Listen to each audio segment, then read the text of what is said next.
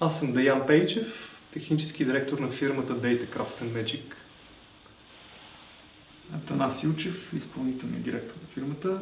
Двамата с Дидо реално основахме и сме основните автори на идеята. Здравейте!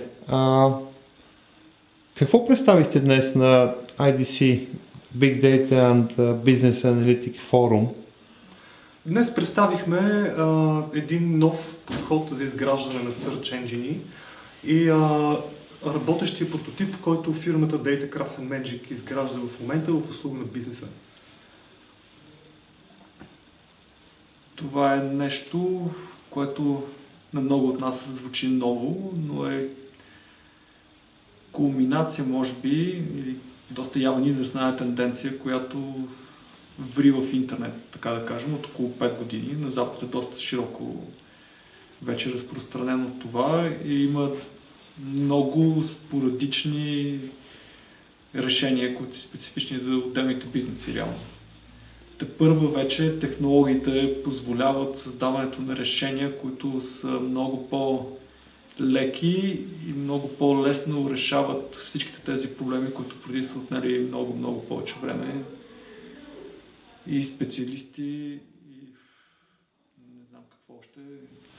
В общи линии представихме начина как в съвременния свят, съвременните технологии, изграждането на иновативни Search Engine става възможно и се фокусирахме върху това, че самите потребители участват, по-скоро участват също така в изграждането и фокусирането на тези нови, чисто иновативни Search Engine.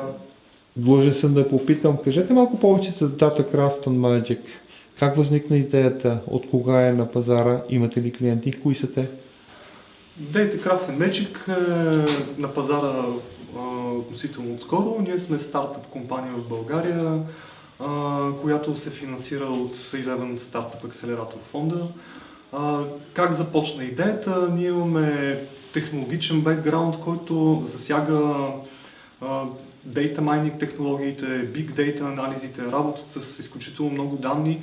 И лека по лека започнахме да достигаме до това, че технологиите, които ние владееме, са изключително удачни и много напреднали в такава насока, в която може да се започне в момента една нова революция в търсенето в уеба като цяло.